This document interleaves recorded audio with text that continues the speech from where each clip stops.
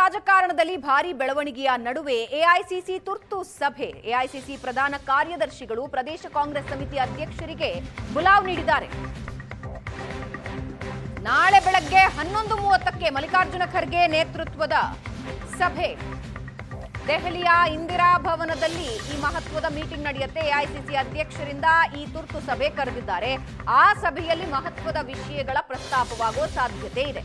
High voltage ಸಭೆಯಲ್ಲಿ TMC NCP ವಿಲೀನ ಪ್ರಸ್ತಾಪ ಆಗುತ್ತಾ?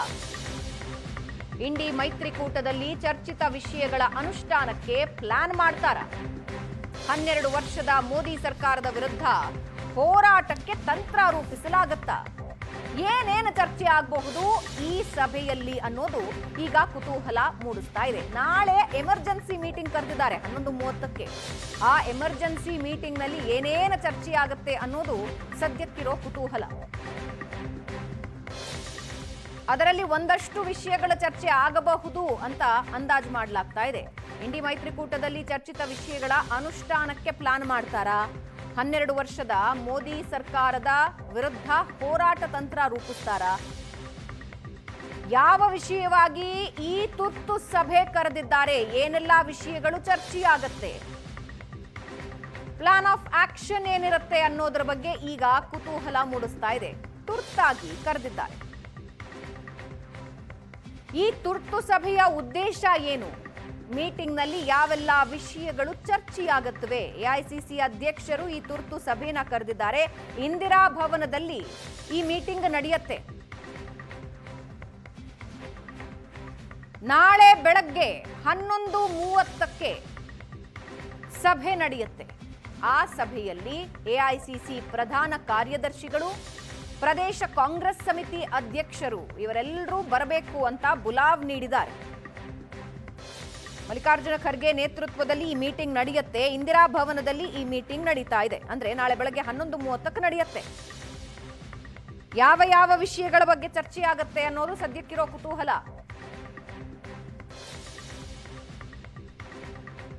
ಇವಾಗ ಏನಷ್ಟು ಡೀಟೇಲ್ಸ್ ಹಂಚ್ಕೊಳ್ತಾರೆ ನಮ್ಮ ಪ್ರತಿನಿಧಿ ಮಾರುತೇಶ್. ತುರ್ತು ಸಭೆ ಇದು. ಬೆಳಗ್ಗೆ 11:30ಕ್ಕೆ ಬನ್ನಿ, ಒಂದು ಸಭೆ ಮಾಡೋಣ ಅಂತ ಎಐಸಿಸಿ ಅಧ್ಯಕ್ಷರು ಕರೆ ಕೊಟ್ಟಿದ್ದಾರೆ. ಇದೇನಿದು ಎಮರ್ಜೆನ್ಸಿ ಮೀಟಿಂಗ್? ಏನೆಲ್ಲ ವಿಷಯಗಳು ಪ್ರಸ್ತಾಪ ಆಗತ್ತೆ? ಮೌನ, ಸದ್ಯಕ್ಕೆ ಈಗ ಮೀಟಿಂಗ್ ನೋಟಿಸ್ ಅಂತೂ ಎಲ್ಲಾ ಪ್ರದೇಶ ಕಾಂಗ್ರೆಸ್ ಅಧ್ಯಕ್ಷರುಗಳಿಗೆ ತಲುಪಿಸಲಾಗಿದೆ. ಹಾಗಾಗಿನೇ ಹರಿಪ್ರಸಾದ್ ಈಗ ದೆಹಲಿಯತ್ತ ಪ್ರಯಾಣ ಕೂಡ ಬೆಳೆಸಿರುವಂತದ್ದು. ಪ್ರಧಾನ ಕಾರ್ಯದರ್ಶಿಗಳು ಮತ್ತು ಪಿಸಿಸಿ ಅಧ್ಯಕ್ಷರುಗಳನ್ನ ಕರೆಯಲಾಗಿದೆ. ಈಗ ಅವರಿಗೆ ಸಿಕ್ಕಿರುವಂತಹ ಮಾಹಿತಿ ಪ್ರಕಾರ ಸದ್ಯದ ರಾಜಕೀಯ ಬೆಳವಣಿಗೆಗಳು ಅನ್ನುವಂತಹ ಒನ್ಲೈನ್ ಅಜೆಂಡಾದ ಬಗ್ಗೆ ಮಾತ್ರ ತಿಳಿಸಲಾಗಿದೆ. ಅಂದ್ರೆ ಸದ್ಯದ ರಾಜ್ಯಸಭಾ ಚುನಾವಣೆ ಇರ್ಬೋದು, ಎನ್ಸಿಪಿ ಮತ್ತು ಟಿಎಂಸಿ ಕಾಂಗ್ರೆಸ್ ನಲ್ಲಿ ವಿಲೀನ ಆಗುತ್ತೆ ಅನ್ನುವಂತ ವಿಚಾರಗಳಿರ್ಬೋದು, ಮೋದಿ ಸರ್ಕಾರಕ್ಕೆ 12 ವರ್ಷ ಆಗ್ತಾ ಇದೆ, ಹೀಗಾಗಿ ಒಂದು ಹೋರಾಟವನ್ನ ಶುರು ಮಾಡುವಂತ ನಿಟ್ಟಿನಲ್ಲೂ ಕೂಡ ಸೂಚನೆಗಳು ಸಿಗುವಂತ ಸಾಧ್ಯತೆಗಳಿದೆ. ಯಾಕೆಂದ್ರೆ ಇಂಡಿಯಾ ಮೈತ್ರಿಕೂಟದ ಈಗಷ್ಟೇ ಮೀಟಿಂಗ್ ಕೂಡ ನಡೆದಿತ್ತು. ಆ ಮೀಟಿಂಗ್ ನಲ್ಲೂ ಕೂಡ ಕೆಲ ವಿಚಾರಗಳು ಚರ್ಚೆ ನಡೆದಿರುತ್ತೆ. ಅದನ್ನ ಎಲ್ಲಾ ಪಾರ್ಟಿಗೂ ಕೂಡ ಕನ್ವೆ ಮಾಡಬೇಕಾಗುತ್ತೆ. ಹಾಗಾಗಿ ಕಾಂಗ್ರೆಸ್ ಈ ತುರ್ತು ಮೀಟಿಂಗ್ ಅನ್ನ ಕರೆದು ಎಲ್ರಿಗೂ ಕೂಡ ಮುಂದಿನ ದಿನಗಳಲ್ಲಿ ಸದ್ಯದ ರಾಜಕೀಯ ಪರಿಸ್ಥಿತಿಯಲ್ಲಿ ಕಾಂಗ್ರೆಸ್ ಯಾವ ರೀತಿ ಹೋರಾಟಗಳನ್ನು ರೂಪಿಸಬೇಕು ಮತ್ತು ಕಾಂಗ್ರೆಸ್ ಹೇಗೆ ಕೇಂದ್ರ ಸರ್ಕಾರದ ವಿರುದ್ಧ ಬಿಜೆಪಿ ಮಾಡ್ತಾ ಇರುವಂತಹ ರಾಜಕೀಯ ಚಟುವಟಿಕೆಗಳ ವಿರುದ್ಧ ಹೇಗೆ ಹೋರಾಟಗಳನ್ನ ಕೈಗೊಳ್ಳಬೇಕು ಅನ್ನೋದರ ಕುರಿತಾಗಿ ವಿವರಣೆಗಳು ಸಿಗುವಂತಹ ಸಾಧ್ಯತೆಗಳಿದೆ. ಪಶ್ಚಿಮ ಬಂಗಾಳದಲ್ಲಿ ಆಗ್ತಾ ಇರುವಂತಹ ಬೆಳವಣಿಗೆಗಳನ್ನು ಕೂಡ ನೋಡಬಹುದು. ಈಗಾಗಲೇ ಟಿಎಂಸಿಯ ಸಂಸದರುಗಳು ರಾಜೀನಾಮೆ ಕೊಡ್ತಾ ಇದ್ದಾರೆ. ಪಾರ್ಟಿ 2 ಹೋಳಾಗಿದೆ. ಇನ್ನೊಂದು ಕಡೆ ಎನ್ಸಿಪಿ ಕೂಡ ಬಿಜೆಪಿ ಬಂದ ಮೇಲೆ ಎನ್ಸಿಪಿ ಪಕ್ಷ ಕೂಡ 2 ಹೋಳಾಗಿದೆ. ಶಿವಸೇನೆ ಕೂಡ ಡಿವೈಡ್ ಆಯಿತು. ಈಗ ರಾಜಕೀಯ ಪಕ್ಷಗಳಿಗೆ ಕಾಂಗ್ರೆಸ್ ಒಂದು ರೀತಿ ಅನಿವಾರ್ಯ ಅನ್ನುವ ರೀತಿಯಲ್ಲಿ ಕಾಣಿಸ್ತಾ ಇದೆ. ಇಡೀ ದೇಶದಲ್ಲಿ ಕಾಂಗ್ರೆಸ್ ಬಹಳ ಗಟ್ಟಿಯಾಗಿ ಬಿಜೆಪಿಯನ್ನು ಎದುರಿಸೋದಕ್ಕೆ ನಿಂತಿದೆ. ಹೀಗಾಗಿ ಕಾಂಗ್ರೆಸ್ನ ಜೊತೆಗೂಡುವಂತಹ ಕೆಲಸ ಬಹುಶಃ ಇಂಡಿಯಾ ಕೂಟದಲ್ಲಿ ಇರುವಂತಹ ಎಲ್ಲ ಪಾರ್ಟಿಗಳು ಅಭಿಪ್ರಾಯಗಳು ಹೇಳದಂಗೆ ಕಾಣಿಸ್ತಾ ಇದೆ ಮೊನ್ನೆಯ ಇಂಡಿಯಾ ಮೈತ್ರಿಕೂಟದಲ್ಲಿ ನಡೆದಂತಹ ಸಭೆ ವೇಳೆ. ಹೀಗಾಗಿ ಎಐಸಿಸಿ ಅಧ್ಯಕ್ಷರು ತುರ್ತು ಮೀಟಿಂಗ್ ಅನ್ನು ಕರೆದು ಎಲ್ರಿಗೂ ಕೂಡ ತುರ್ತು ನೋಟಿಸ್ ಅನ್ನು ಕಳಿಸಲಾಗಿದೆ. ಎಲ್ಲರೂ ಕೂಡ ಈ ಸಭೆಯಲ್ಲಿ ಭಾಗಿಯಾಗಬೇಕು ಅಂತೇಳಿ ದೆಹಲಿಯ ಇಂದಿರಾ ಭವನದಲ್ಲಿ ನಾಳೆ 11 ಗಂಟೆಗೆ ಸಭೆ ಆರಂಭ ಆಗುತ್ತೆ. ಸಭೆಯಲ್ಲಿ ಏನು ಇನ್ಸ್ಟ್ರಕ್ಷನ್ಸ್ ಕೊಡ್ತಾರೆ ಅನ್ನುವಂಥ ಕುತೂಹಲಗಳು ಎಲ್ಲರಲ್ಲೂ ಕೂಡ ಇದೆ. ಸದ್ಯದ ಪೊಲಿಟಿಕಲ್ ಡೆವಲಪ್ಮೆಂಟ್ ಅನ್ನುವಂಥ ಒಂದು ಮೆಸೇಜ್ ಅನ್ನ ಮಾತ್ರ ಎಲ್ರಿಗೂ ಕನ್ವೆ ಮಾಡಲಾಗಿದೆ. ಅದನ್ನ ಹೊರತುಪಡಿಸಿದ್ರೆ ಸಭೆಯಲ್ಲಿ ಏನು ಇನ್ಸ್ಟ್ರಕ್ಷನ್ಸ್ ಕೊಡ್ತಾರೆ, ಏನು ಮಾಡಬೇಕು, ಈ ಬಗ್ಗೆ ಯಾರಿಗೂ ಕೂಡ ಎಕ್ಸಾಕ್ಟ್ ಮಾಹಿತಿ ಸಿಗ್ತಾ ಇಲ್ಲ. ಹಾಗಾಗಿ ಎಐಸಿಸಿ ಅಧ್ಯಕ್ಷ ಮಲ್ಲಿಕಾರ್ಜುನ ಖರ್ಗೆ ಅವರು ಕರೆದಿರ್ತಕ್ಕಂಥ ಸಭೆಗೆ ಎಲ್ಲರೂ ಕೂಡ ದೆಹಲಿಯತ್ತ ಎಐಸಿಸಿ ಪ್ರಧಾನ ಕಾರ್ಯದರ್ಶಿಗಳಿರ್ಬೋದು, ರಾಜ್ಯದ ಕಾಂಗ್ರೆಸ್ನ ಅಧ್ಯಕ್ಷರುಗಳು ಕೂಡ ದೆಹಲಿಯತ್ತ ಪ್ರಯಾಣವನ್ನು ಬೆಳೆಸಿದ್ದಾರೆ. ಒಂದಂತೂ ಸದ್ಯದ ರಾಜಕೀಯ ಬೆಳವಣಿಗೆಗಳನ್ನು ನೋಡಿದಂಥ ಸಂದರ್ಭದಲ್ಲಿ ಒಂದು ರಾಜ್ಯಸಭಾ ಚುನಾವಣೆಯಲ್ಲಿ ಕಾಂಗ್ರೆಸ್ ಅಭ್ಯರ್ಥಿಯ ನಾಮಪತ್ರವೇ ತಿರಸ್ಕಾರ ಆಗಿದೆ. ಇನ್ನೊಂದು ಕಡೆ ಪಶ್ಚಿಮ ಬಂಗಾಳದಲ್ಲಿ ಟಿಎಂಸಿ ಪಕ್ಷ 2 ಹೋಳಾಗಿದೆ. ಅಲ್ಲಿ ರಾಜ್ಯಸಭಾ ಸದಸ್ಯರುಗಳೇ ರಾಜೀನಾಮೆ ಕೊಡುವಂಥ ಪರಿಸ್ಥಿತಿಗಳು ನಿರ್ಮಾಣ ಆಗ್ತಾ ಇದ್ದಾವೆ. ಹೀಗಾಗಿ ಮುಂದಿನ ದಿನಗಳಲ್ಲಿ ಅದು ಕಾಂಗ್ರೆಸ್ಗೆ ಏನಾದರೂ ಹಬ್ಬುತ್ತಾ ಅನ್ನುವಂಥ ಆತಂಕ ಏನಾದರೂ ಕಾಂಗ್ರೆಸ್ಗೆ ಇದೆಯಾ ಗೊತ್ತಿಲ್ಲ. ಈ ಎಲ್ಲ ಕಾರಣಗಳಿಂದಾಗಿ ಮತ್ತು ಕಾಂಗ್ರೆಸ್ ಅನ್ನ ಸದೃಢವಾಗಿ ಇಟ್ಕೊಳ್ಬೇಕಾದಂಥ ಪರಿಸ್ಥಿತಿ ಕೂಡ ಈಗ ಕಾಂಗ್ರೆಸ್ಗೆ ಅನಿವಾರ್ಯ ಆಗ್ತಾ ಇದೆ, ಬೇರೆ ಬೇರೆ ಪಾರ್ಟಿಗಳನ್ನ ನೋಡಿದಂಥ ಸಂದರ್ಭದಲ್ಲಿ. ಆ ಕಾರಣಕ್ಕಾಗಿ ಈ ಸಭೆಯನ್ನು ಕರೆದಿರಬಹುದು ಅನ್ನುವಂಥ ಚರ್ಚೆಗಳು ಕೂಡ ನಡೀತಾ ಇದೆ. ಅಂತಿಮವಾಗಿ ನಾಳೆ ನಡೆಯುವಂಥ ಸಭೆಯಲ್ಲಿ ಏನು ಇನ್ಸ್ಟ್ರಕ್ಷನ್ಸ್ ಕೊಡ್ತಾರೆ, ಬಳಿಕ ಏನಾದರೂ ಸುದ್ದಿಗೋಷ್ಠಿ ಮಾಡಿ ಮಾತನಾಡ್ತಾರಾ ಇಲ್ವಾ, ಈ ಕುತೂಹಲಗಳು ಉಳಿದಿದ್ದಾವೆ ಭಾವನಾ. ಇದರ ಜೊತೆಗೆ ಮೋದಿ ಸರ್ಕಾರಕ್ಕೆ 12 ವರ್ಷ, ಆಮೇಲೆ ನಿನ್ನೆ ಸುರ್ಜೇವಾಲಾ ಒಂದು ಸಿಲಿಂಡರ್ ಕುರಿತಾಗಿ ಒಂದು ಹೇಳಿಕೆಯನ್ನ ಕೂಡ ಕೊಟ್ಟಿದ್ರು. ಏನಾದರೂ ದೇಶವ್ಯಾಪಿ ಪ್ರೊಟೆಸ್ಟ್ ಮಾಡೋದು ಅಥವಾ ಬೇರೆ ಏನಾದರೂ ಅಭಿಯಾನಗಳನ್ನ ಹಮ್ಮಿಕೊಳ್ಳೋದು ಅಂಥದ್ದೇನಾದರೂ ಪ್ಲಾನಿಂಗ್ಸ್ ನಡೀತಾ ಇದೆಯಾ?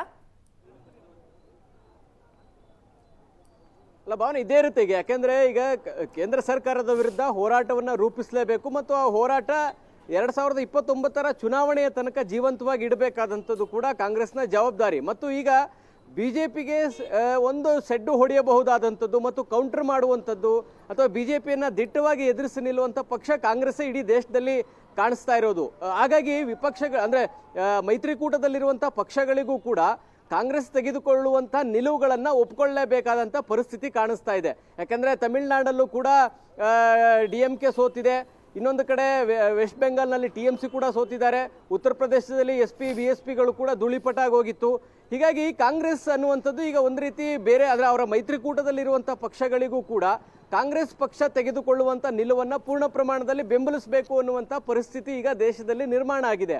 2029ರ ಚುನಾವಣೆಗೆ ಫುಲ್ ಪ್ಲೇಡ್ಜ್ ಕಾಂಗ್ರೆಸ್ನ ಜೊತೆಗೆ ಎಲ್ಲ ಅಂದರೆ ಅವರ ಮೈತ್ರಿಕೂಟದ ಪಕ್ಷಗಳು ಸದೃಢವಾಗಿ ನಿಂತ್ಕೊಂಡು ಯಾವುದೇ ಡಿಸ್ಪ್ಯೂಟ್ ಇಲ್ಲದೆ ಹೋದರೆ ಮಾತ್ರ ಚುನಾವಣೆಗಳನ್ನು ಫೇಸ್ ಮಾಡ್ಬೋದು, ಇಲ್ಲದೇ ಇದ್ರೆ ಚುನಾವಣೆ ಕಷ್ಟ ಅನ್ನುವಂಥ ಅರಿವು ಕೂಡ ಇಂಡಿಯಾ ಮೈತ್ರಿಕೂಟದಲ್ಲಿರ್ತಕ್ಕಂಥ ಪಕ್ಷಗಳಿಗೂ ಕೂಡ ಅದರ ಸ್ಪಷ್ಟ ಅರಿವು ಆಗ್ತಾ ಇದೆ. ಆ ಕಾರಣಕ್ಕಾಗಿ ಸಭೆಯಲ್ಲೂ ಕೂಡ ಈ ಅಭಿಪ್ರಾಯಗಳು ವ್ಯಕ್ತವಾಗಿತ್ತು ಇಂಡಿಯಾ ಕೂಟದ ಸಭೆಯಲ್ಲಿ. ಹಾಗಾಗಿ ಕಾಂಗ್ರೆಸ್ ತನ್ನ ಪಕ್ಷದ ನಿಲುವು ಏನು ಅನ್ನೋದನ್ನು ತಿಳಿಸಬೇಕು. ಯಾಕಂದರೆ PCC ಪ್ರೆಸಿಡೆಂಟ್ಗಳಿರ್ಬೋದು, AICC ಪ್ರಧಾನ ಕಾರ್ಯದರ್ಶಿಗಳಿರ್ಬೋದು, ಇವರಿಗೆ ಈ ಪಕ್ಷದ ನಿಲುವು ಏನು ಅಂತ ತಿಳಿಸಿದ್ರೆ ಅದು ಬೇರೆ ಬೇರೆ ರಾಜ್ಯಗಳಲ್ಲೂ ಕೂಡ ಎಕ್ಸಿಕ್ಯೂಷನ್ ಆಗಲಿಕ್ಕೆ ಸಾಧ್ಯ ಆಗುತ್ತೆ. ಇನ್ನೊಂದು ಕಡೆ ಬೆಲೆ ಏರಿಕೆ ಸತತವಾಗಿ ಏರಿಕೆಯಾಗ್ತಾ ಇದೆ. ಇದರ ವಿರುದ್ಧ ಕೂಡ ದೇಶಾದ್ಯಂತ ಹೋರಾಟವನ್ನು ಕೈಗೊಳ್ಳಬೇಕು ಅಂದಾಗ ಈ ಥರದ ಒಂದು ಅಂದರೆ ಎಲ್ಲ ರಾಜ್ಯಗಳ PCC ಪ್ರೆಸಿಡೆಂಟ್ಗಳನ್ನು ಕರೆದು AICC ಪ್ರಧಾನ ಕಾರ್ಯದರ್ಶಿಗಳನ್ನು ಕರೆದು ಇನ್ಸ್ಟ್ರಕ್ಷನ್ಸ್ಗಳನ್ನು ಕೊಡ್ತಾರೆ ಮತ್ತು ಹೋರಾಟಗಳು ತಳಮಟ್ಟದಿಂದ ರಾಜ್ಯ ಮಟ್ಟದ ತನಕ ಹೇಗೆ ಹೋರಾಟವನ್ನು ಮಾಡಬೇಕು ಅನ್ನುವಂಥ ಇನ್ಸ್ಟ್ರಕ್ಷನ್ಸ್ಗಳು ಕೂಡ ಇಂಥ ಸಭೆಯಲ್ಲೇ ನೀಡ್ತಾರೆ. ಆ ಹಿನ್ನೆಲೆಯಲ್ಲಿಯೂ ಕೂಡ ಈ ಸಭೆಯನ್ನು ಮಹತ್ವವನ್ನು ಪಡೆದುಕೊಂಡಿರುವಂಥದ್ದು ಭಾವನಾ. ಧನ್ಯವಾದ.